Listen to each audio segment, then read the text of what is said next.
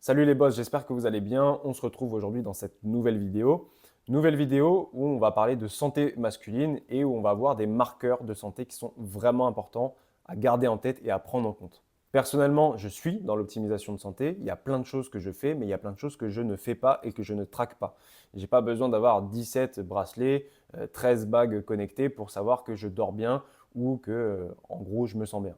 Il y a des marqueurs qui sont intéressants et importants à traquer, mais il y a également des signes, des signes dans votre quotidien qui vont vous permettre d'identifier si oui ou non vous êtes sur le bon chemin, si oui ou non vous êtes dans le vrai.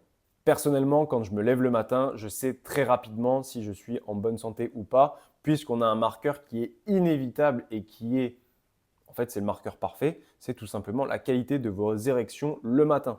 Et la réponse est simple, si vous avez moins de 3 érections matinales par semaine, ça peut être un indicateur par rapport à votre production hormonale, par rapport à votre système nerveux.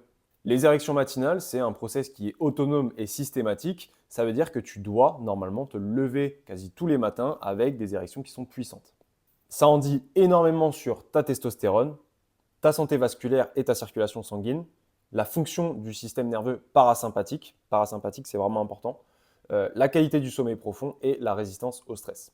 Et si malheureusement tes érections matinales sont très faibles, c'est-à-dire qu'elles sont présentes mais ce n'est pas la fête, ou elles sont peu présentes, c'est-à-dire moins de 3 par semaine, ça veut dire qu'il y a un problème de métabolisme, il y a un problème hormonal et donc il faut absolument gérer ça.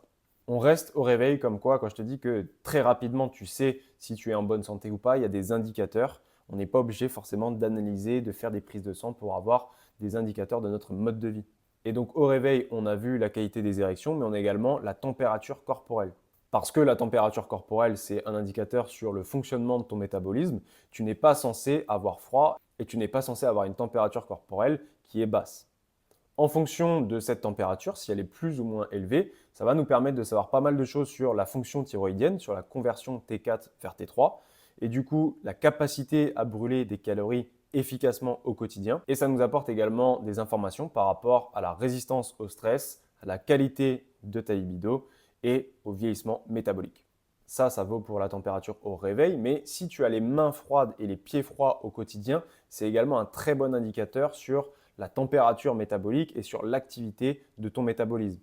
Quand tu as les mains et les pieds froids constamment, que ce soit matin ou soir, été comme hiver, il y a de fortes chances que tu sois en hypothyroïdie et que ton métabolisme fonctionne au ralenti. Donc là également, indicateur à prendre en compte. Et enfin, évidemment, l'idée c'est quand même de gagner en précision sur nos analyses et sur nos marqueurs. Donc, c'est quand même intéressant d'aller faire une analyse pour avoir la testostérone totale, la SHBG et la testostérone libre. Parce que les gars, vous pouvez avoir une grosse testostérone totale, ça ne veut absolument rien dire. Il y a énormément de paramètres qui rentrent en ligne de compte pour pouvoir dire qu'on a un haut niveau de testostérone. Vous avez donc la SHBG, vous avez également la qualité des récepteurs androgènes, ce qui fait que la testostérone qui circule dans votre corps, elle peut être utilisée à bon escient ou pas.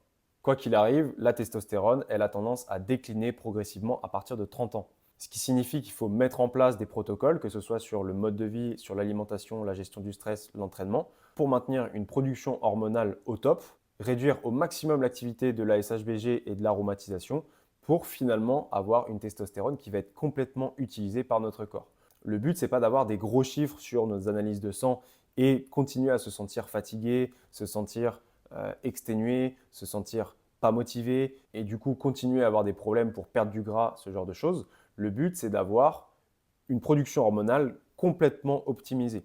On ne parle pas que de testostérone totale, on va également parler de testostérone libre, de réduire l'activité de la SHBG, d'augmenter la DHT, d'augmenter la conversion T4-T3. Tout ça sont des paramètres qui sont extrêmement importants pour rester en bonne santé, véritablement, parce qu'on sait que la testostérone, c'est le cœur et le moteur de votre ambition. Sans testostérone, vous ne faites rien.